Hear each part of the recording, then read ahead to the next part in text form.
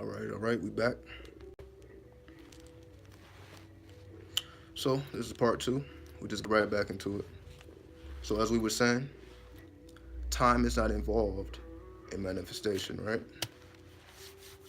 What does that mean? So again, as I was saying, just because it's 12 p.m. and we deem that as noon, just because the sun is at its highest point, that doesn't necessarily mean that that's what's actually happening. So what do I mean by that? Let me actually turn that down. What do I mean by that? Just because it may be 12 p.m. and the sun is at its highest point, that doesn't necessarily mean anything. That's just a symbol of time. So time is an illusion. Time isn't real. Time is more of a symbol. Time is more symbolic of movement.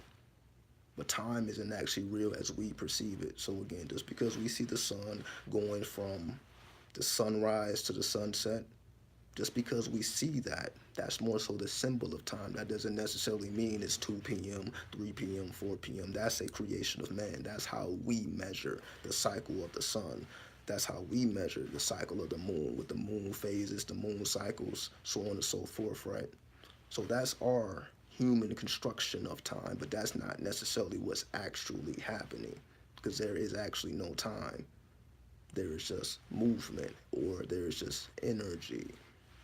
That's the only thing that's actually real. So when it says time is not involved in manifestation, because there's a difference between creation and attraction, right? Creation and attraction is two different things. If we're talking about manifestation, we're more so talking about creation. Manifestation doesn't mean attraction, right? Manifestation and attraction is two different things. But let me make myself even more clear. If we're talking about creation, creation takes place outside of time. So creation is you tapping into yourself beyond the physicality of things. So if we're talking about creation, creation is taking something that is inside of you. Manifestation is taking something that is inside of you and projecting it outside of you. So you put a thought in your mind, and when that thought materializes, that is creation. Attraction is more so what happens after that seed has been planted.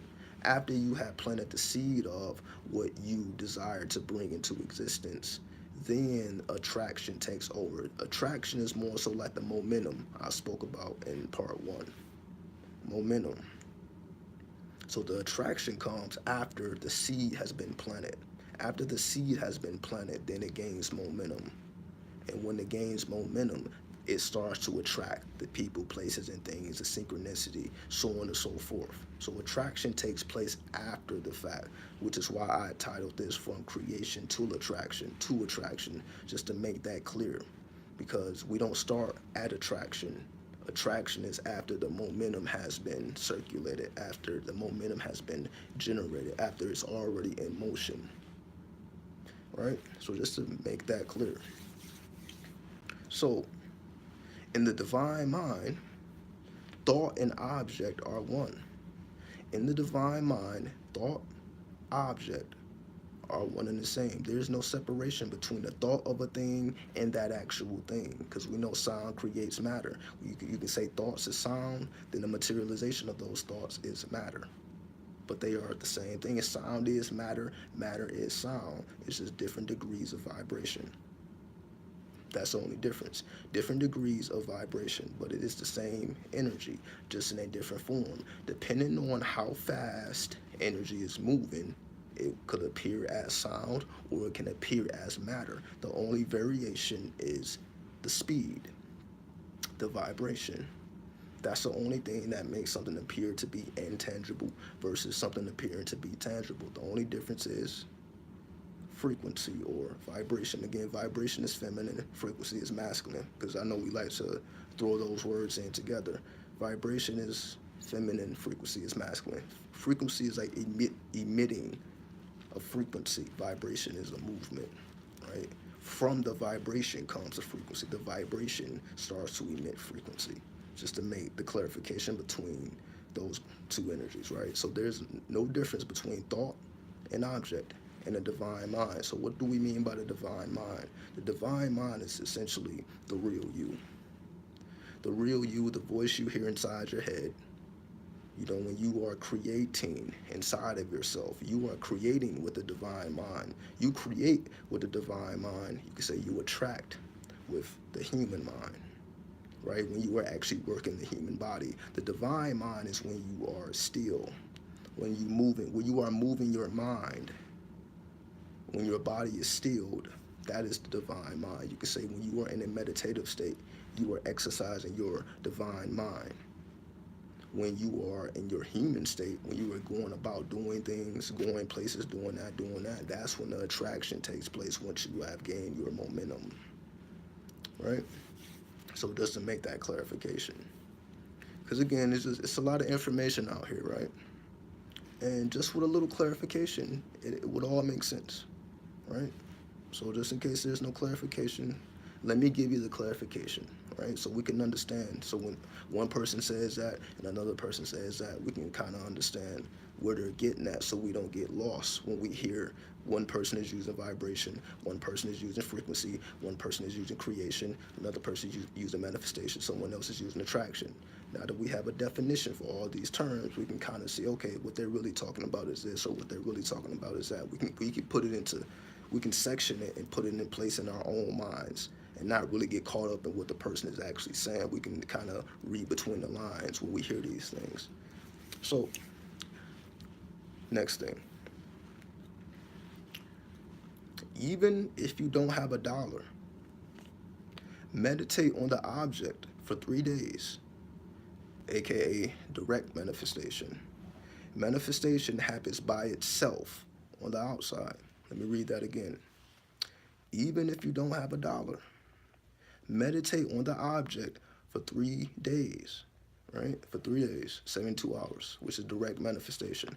Manifestation happens by itself on the outside. So let me give some clarification of what that's talking about. So it's saying, even if you have no money in your pocket, if you desire money, even if you don't have it in your pocket, you can still put your mind on it and meditate upon the thought of money for at least 72 hours. So if you can concentrate your mind for 72 hours, max, for 72 hours, a situation will present itself for you to generate money. The issue comes in is it's all about how bad do you want it. See, this is the thing. And I use this example all the time. You put the thought in your head, all right, I need some money, I need some money, I need some money. Then let's just say a situation appears before you to get some money, but you may not want to do it, right? It may be a situation where like I don't need the money that bad, right? Right? Let's just say you a woman, you say I need money, you walk out the house, a dude pull up on you, ask for a favor. You're like, I'm not doing that, but you just put your mind to like, yo, I need some money. There it is, but you're like, yo, I don't want it that way, right? So that's a kind of an extreme situation, but just as an example.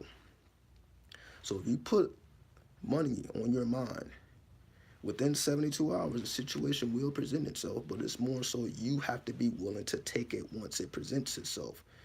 It's not about whether it's right or wrong. Should I do it this way? Should I do it that way? Either you want the money or not.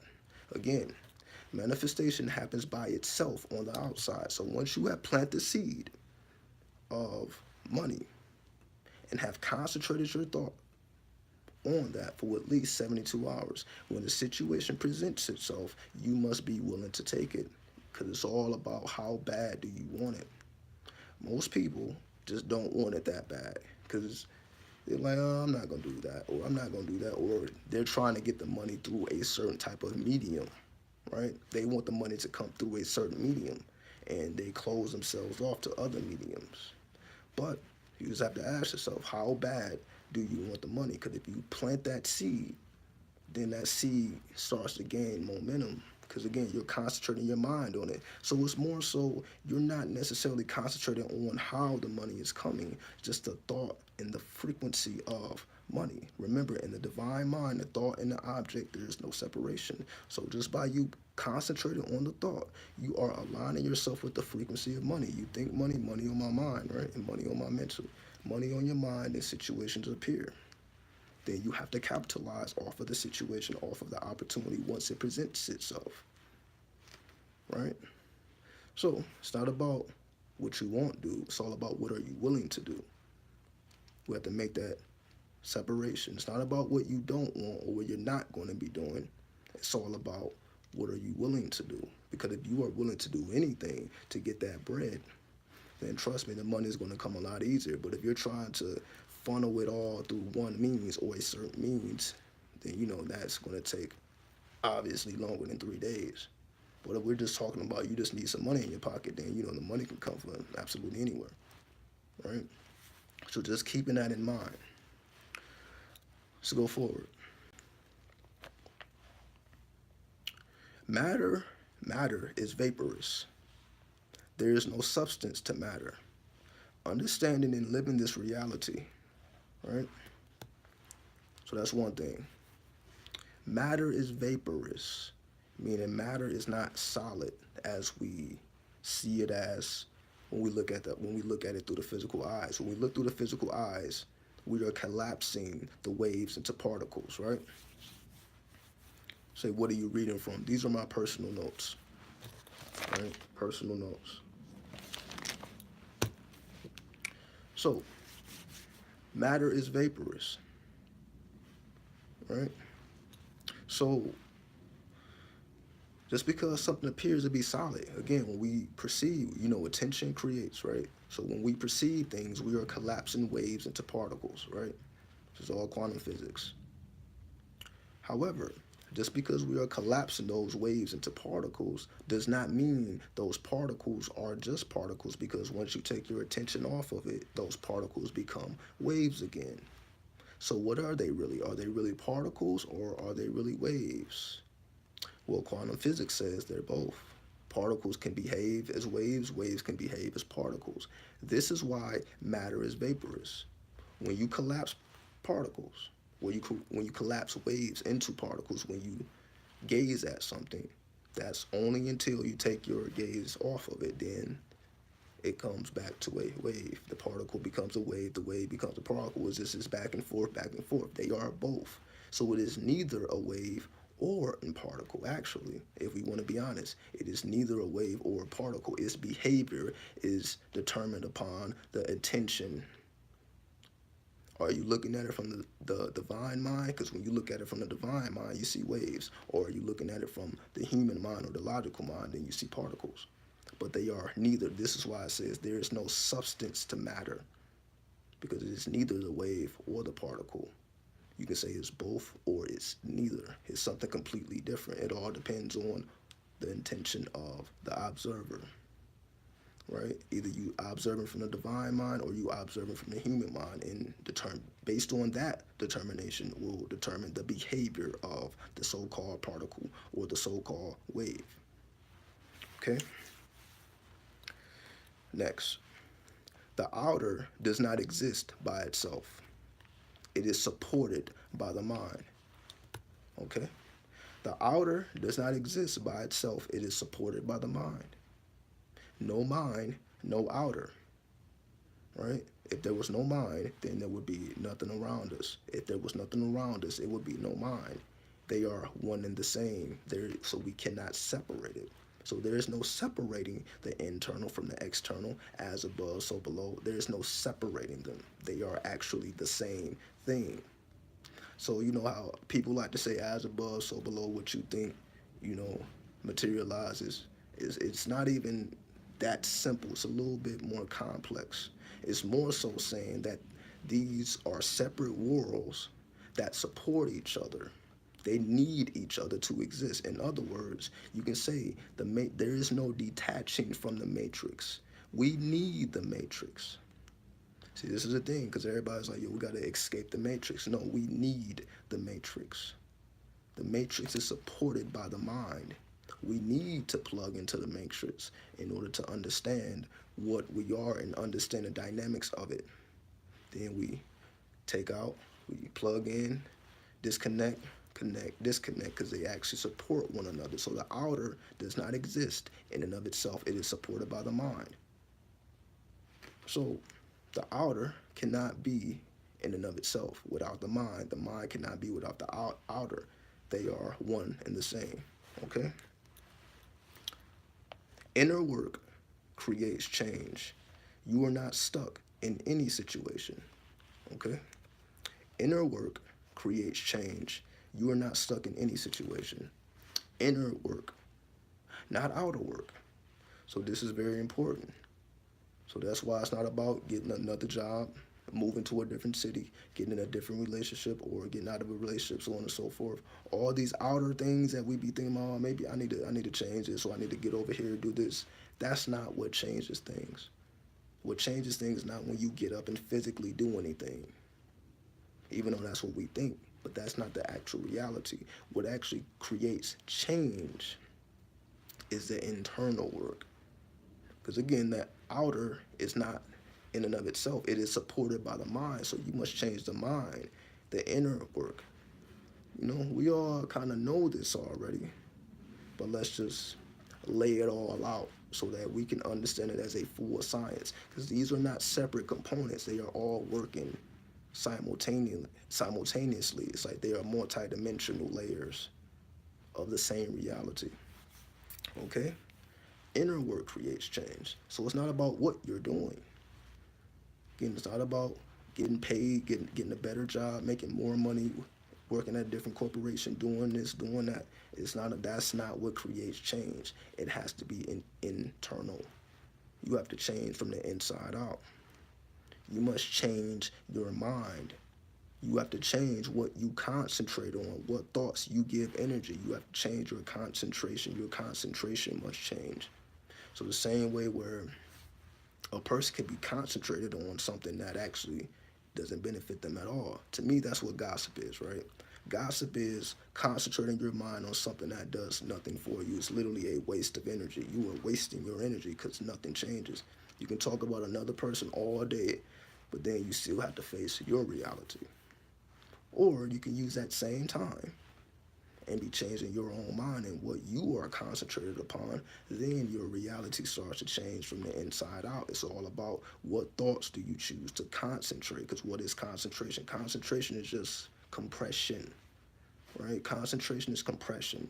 It's about putting more pressure on something. So you can say thoughts that you barely think about is just, they're just floating around everywhere in the ethers. But the more concentration or the more pressure you put on thoughts, pressure. Now those sound bites become material. The only difference between the sound bite and the material is the level of compression. So you are compressing. That's when the sound becomes matter through compression. All right?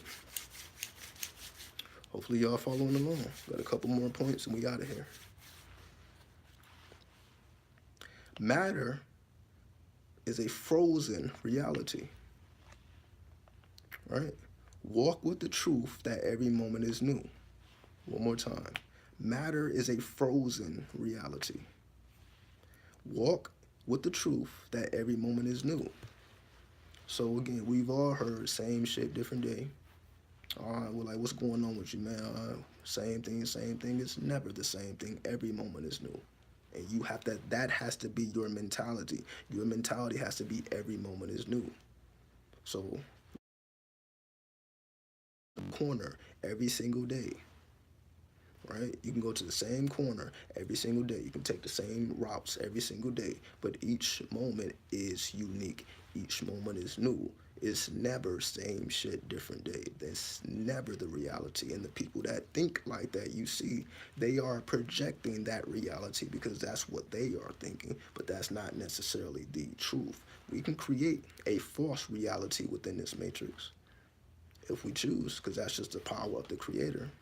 or we can be aligned with every moment is new. So even if you are standing on that same block at the same time every day, you're going to see different people. You're going to see different cars. You're going to see different events, right? Go to the same corner at the same time, or supposedly the same time, but you're going to witness different things every single day. Every single day is going to bring you different moments, unique, different moments. So matter is a frozen reality. So material, it's like frozen. It's like you have to freeze your thoughts. This is another dimension of concentration. Concentration is more so you being able to freeze your thoughts. So you being able to freeze an image in your mind, and how vivid can you make this frozen image? How detailed can you make this frozen image? You freeze this image and you give it more and more detail. You make it more and more elaborate. You literally take this base material through this alchemical process from the lead to the gold. You take this base picture. The picture may just be you, right? You just looking at you. But then you make yourself more elaborate, more elaborate, more elaborate, more elaborate, more elaborate, more elaborate, to the point where you become like a Egyptian pharaoh, Egyptian queen, or Egyptian princess, prince, queen, right? A nobody, or so-called nobody, to the Egyptian prince or the Egyptian princess, Egyptian king, Egyptian princess. You just make yourself more and more and more elaborate. Then you view reality from that image as the Egyptian pharaoh, right? Now you are the Egyptian pharaoh because that's how you see yourself.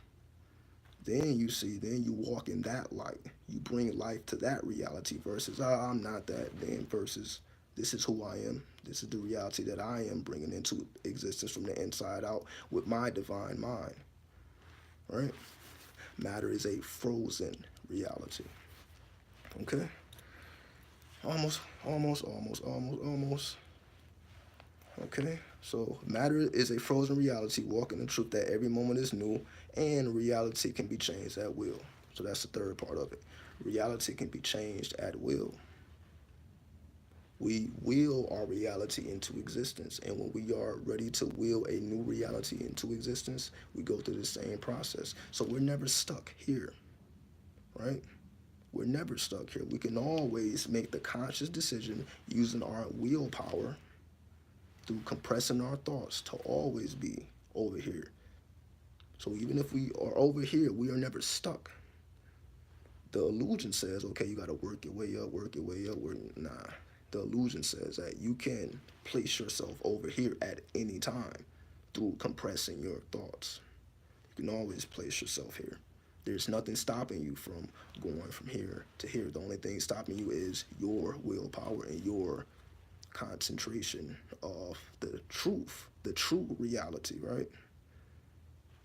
False reality, because this is what everybody else, society, okay, because you don't have this, you're not at this position, or you should have had these things accomplished at this age. Society is like, all right, if you're not moving at this pace, then you're over here. And the only way for you to get over here, you got to do this, be a part of this corporation, be a part of this fraternity, be a part of this, be a part of that. Okay, so, everybody's giving you this blueprint. So if you are not a part of that society, then, right, you're supposedly, they say you're over here. But when you place yourself over here, you transcend all that other societal norms. You transcend the societal norms because you are creating from the inside out. You are in tune with the true reality. You are the true Egyptian pharaoh because that is already in your genes, right? The Atlantean king, the Atlantean queen, so on and so forth, right? The Anunnaki. We can go back as far as y'all want. The Lumerians. Okay. Lastly, thought particles have to be frozen to manifest into intellect, which is consciousness. Then that turns into action. So now the last part is action. After you going through this entire process, the last word is action. But let me read that again. Thought particles have to be frozen to manifest into intellect, which is consciousness. Then that turns into action. So thought particles have to be compressed, right? They have to be frozen. The frozen reality. What image have you frozen? That frozen image must be compressed, compressed, compressed, compressed, pressurized, pressurized, pressurized, pressurized, pressurized, so much so that it becomes intellect, till it becomes a consciousness, or you can say a personality, a deity, a spirit, however you want to break that down. That thought particle, frozen, compress, compress, compress, compress, compress, compress, compress, compress, compress through concentration and compression, compress, compress, compress, compress. Then that creates intellect, or that transforms into intellect, or as we know as consciousness or the spirit. Thought particles, frozen thought particles, become concentration, consciousness. That consciousness or that intellect then turns into action. So that's when you start to animate your physical being. Once you have compressed that frozen reality into intellect or consciousness or the spirit. Now the spirit is communicating with you, and the spiritual communication then turns into action. So now any action you take is inspired by that intellect, by that consciousness, or by that spirit. So when you are working with spirits, it's just the equivalent to compressed thoughts. So the pantheons are compressed thoughts or compressed intellect. Compressed thoughts that manifest into intellect, that intellect manifests into consciousness, consciousness aka spirit, and that spirit transforms into physical action. So this is why I say, like, every time I look at these notes, this is timeless information, and I always want to add on to it, because obviously everything that I'm saying to you isn't written down. Because my consciousness is always growing, so I'm always able to look at it from various perspectives that I didn't see originally. So this is part 2. It was supposed to be all one video, but the video cut off, so part 1 is 15 minutes. I guess this would be 30 minutes. So unless anyone has any questions, we'll get up out of here. Just want to give you all that daily information.